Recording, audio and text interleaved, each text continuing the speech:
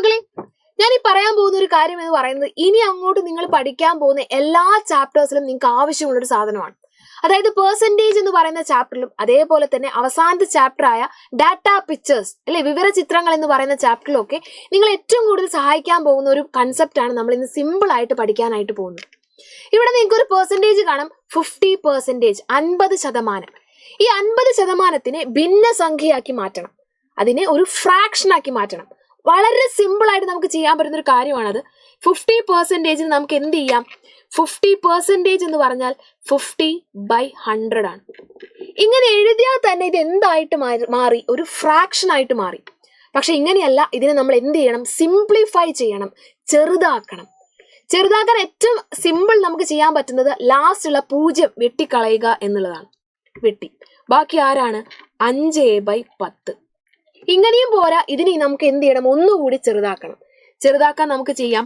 ആദ്യത്തെ 5നെ അങ്ങനെ തന്നെ എഴുതുന്നു, 10നെ 2x5 എന്ന് എഴുതുന്നു. ഇവിടെയുള്ള 5ഉം ഇവിടെയുള്ള 5ഉം വെട്ടിപ്പോകുന്നു, ബാക്കി 1/2 എന്ന് എഴുതുന്നു.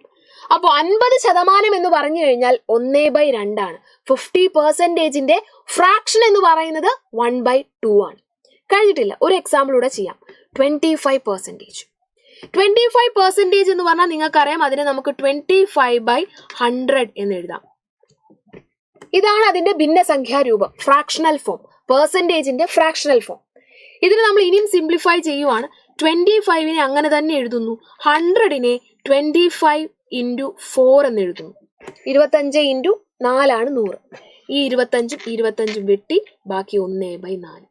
അപ്പോൾ 25% എന്ന് പറയുന്നത് 1/4 ആണ്. അതിന്റെ ഫ്രാക്ഷൻ എന്ന് പറയുന്നത് 1/4 ആണ്. 20% ഒന്ന് ചെയ്ത് നോക്കിയാലോ? 20/100. അവസാനമുള്ള പൂജ്യങ്ങൾ നമുക്ക് വെട്ടിക്കളയാം. 2/10. കഴിഞ്ഞിട്ടില്ല, ആ 2നെ അവിടെ തന്നെ വെക്കുന്നു. 10നെ 5x2 എന്ന് എഴുതുന്നു. ഈ 2ഉം വെട്ടി ബാക്കി 1/5. അപ്പൊ ഈ 20%നെ നമ്മൾ എന്തിലേക്ക് മാറ്റി? ഫ്രാക്ഷനിലോട്ട് മാറ്റി. ഇനി ഞാൻ നിങ്ങൾക്ക് ചെയ്യാനായിട്ടൊരു ചോദ്യം തരുവാണ്. 75%.